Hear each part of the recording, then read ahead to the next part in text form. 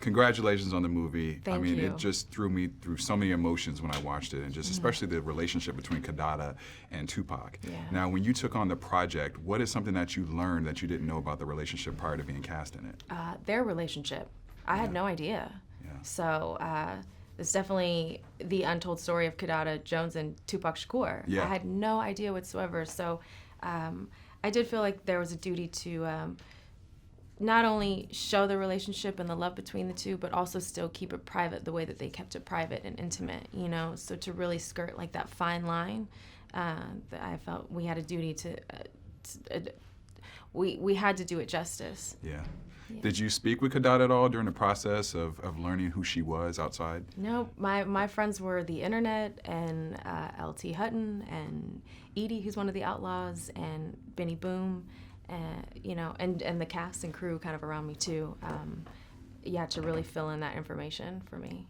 And after watching the film, it seems like Tupac was pretty complex. I mean, he had this thug-like persona, but he also had this activist persona, but then he also was very influenced by all the women, strong women in his life.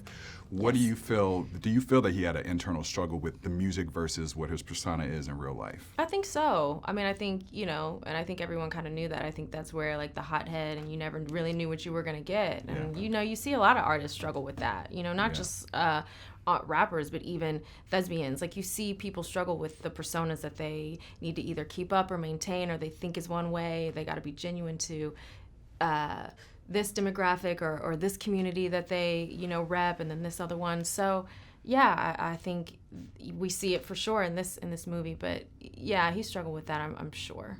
And then what was one of your favorite moments from filming? The entire thing, really, the entire thing. Like, and I'm talking from the audition. Was one of my favorites. And what was your audition like? I probably had 4 or 5 auditions total, and I had a few auditions. Betty May Casting, really, shout out to them. They are amazing. And then I had a couple director sessions with past directors, you know, and then I had a chemistry read with Demetrius, which was awesome, and I loved it. And that just felt like we even shot it. I was like, we should have shot that, you know what I mean? And then I'm like, did I get it yet? And I wasn't sure if I got it, and months later we didn't hear anything, and then all of a sudden I get a phone call, well, Benny Boom's gonna Skype you. I'm like, Benny Boom? Well, what about the other, you know? Right. And they're like, well, Benny's on the project now, he is the director, and he's gonna Skype you. And I remember Skyping and just connecting with him, like, what do I have to do? I will outrun anyone on that treadmill right now, you know? The whole Will Smith, like, famous quote, and he believed, and they took a chance, Benny and LT, and I'm so grateful that they did. And favorite Tupac song or lyric? Dear Mama. But favorite Tupac quote is the one when he says, I might, you know, not change the world, but I'll spark the brain in the person or something that changes the world. Yeah. You know, that's incredible. Yeah.